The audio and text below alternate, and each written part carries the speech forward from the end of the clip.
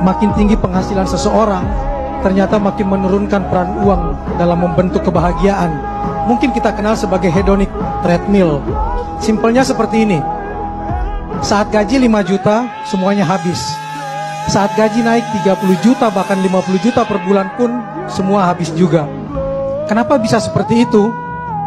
Karena ekspektasi dan gaya hidup pasti ikut naik sejalan dengan kenaikan penghasilan. Nafsu untuk membeli dan menyicil barang mewah akan terus meningkat sejalan peningkatan penghasilan. Itulah yang disebut hedonic treadmill. Seperti berjalan di atas treadmill. Kebahagiaan tidak maju-maju sebab nafsu penguasaan materi tidak akan pernah terpuaskan. Hidup itu sederhana, bersahaja, qanaah, merek semata yang memahalkannya. Kuncinya, lingkaran sekecil apapun, sepanjang dia bulat utuh, dia sempurna 360 derajat. Tetapi sebaliknya, lingkaran sebesar apapun kalau tidak sempurna, dia tidak akan bisa mencapai 360 derajat. Dan penyempurna lingkaran kebahagiaan itu adalah bersyukur. Kata kuncinya 2, untuk tidak terjadinya perselingkuhan, kata Ronald. Beri pengakuan, beri perhatian. Bukan saling meninggalkan, tapi saling menunggalkan. Kalau itu dilakukan, maka baik laki-laki maupun perempuan akan mendendangkan lirik yang sama seperti yang dilantunkan Aura Kasih di awal tadi. Kau adalah cinta yang terindah yang membuat hatiku tenang. Karena selingkuh itu menegangkan, setia itu indah dan menenangkan.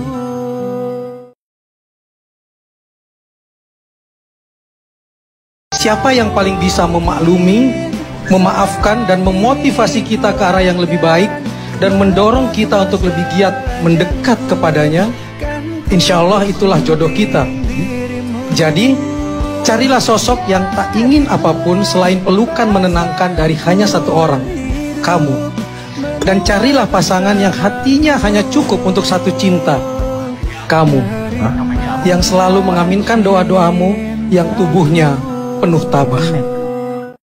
Pasangan yang kita nikahi ternyata belum tentu jadi jodoh yang pertama sekaligus terakhir. Cinta yang telah diakatkan secara kudus dan bersemayam di hati pun bisa terbelah tak utuh, bahkan sirna. Tak pernah ada yang cukup jika tak disyukuri. Sudah pas, bukan angan lagi, masih juga ingin dilepas untuk mendapatkan yang lebih pas. Sementara di sisi lain ada yang masih saja terus mencari yang pas dan belum mendapatkan yang diangankan, sehingga cuma menjadi angan-angan. Itulah misteri cinta. Sudah pas, bukan angan semata, masih juga mau dilepaskan. Dan satu kata kunci kepada orang yang pernah mencintai pasangannya, tapi ternyata pasangannya tidak setia dan ingin membagi cintanya, ingat hal ini. Jika mencintai orang yang salah saja kamu bisa, berarti kamu akan sangat bisa jika mencintai orang yang benar. Jadi jangan pernah takut dan trauma. Mari sejenak menyimak kisah nyata ini.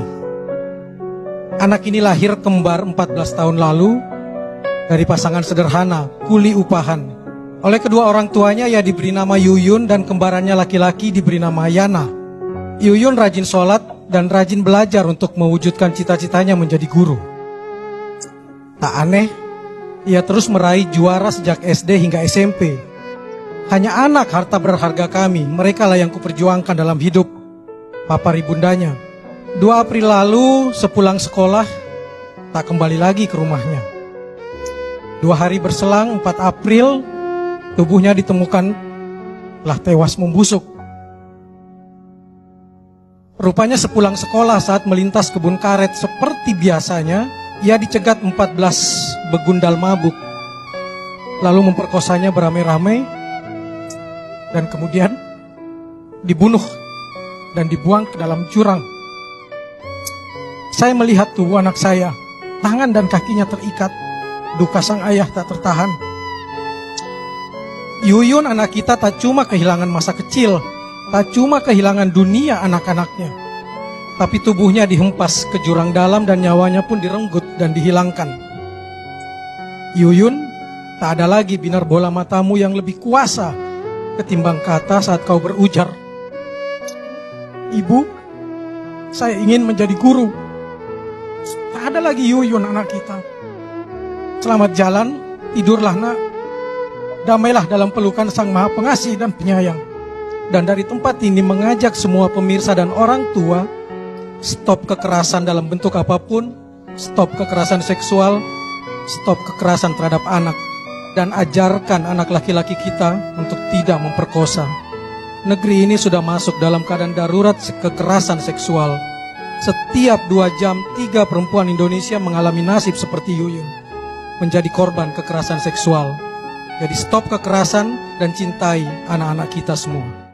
Hidup sungguh sangat melelahkan, sia-sia dan menjemukan bila hanya menguras pikiran untuk mengurus bungkus semata dan mengabaikan isi. Maka bedakanlah keduanya. Rumah yang indah hanya bungkusnya, keluarga bahagia itulah isinya. Pesta pernikahan hanya bungkusnya, cinta kasih, pengertian dan tanggung jawab itulah isinya. Jabatan hanya bungkusnya, pengabdian dan pelayanan itulah isinya. Dan usia itu hanya bungkus, keberkahan dan bahagia itu isinya. Jadi jangan cuma minta panjang umur, tetapi lebih baik minta usia yang penuh berkah. Utamakanlah isinya, namun rawatlah bungkusnya. Senjata terindah itu bukan mengaku besar seraya mengecilkan orang lain. Senjata terindah adalah mengalahlah hingga tak seorang pun bisa mengalahkanmu, merendahlah hingga tak seorang pun mampu merendahkanmu. Daripada mendongak angkuh menatap silau matahari, lebih baik bersujud.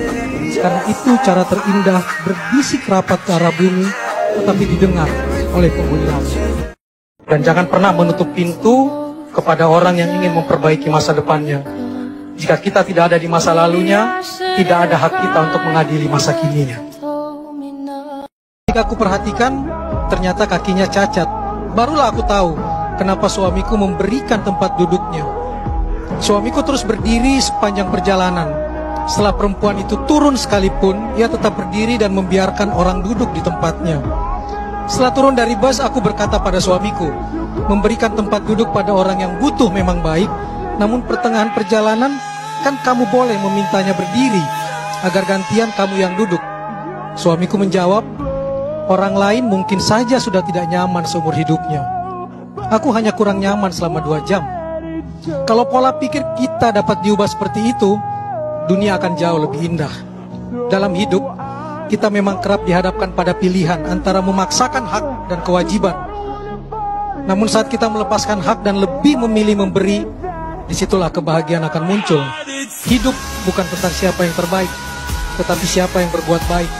Jadi teruslah menjadi baik. Jika beruntung, kamu akan menemukan orang baik.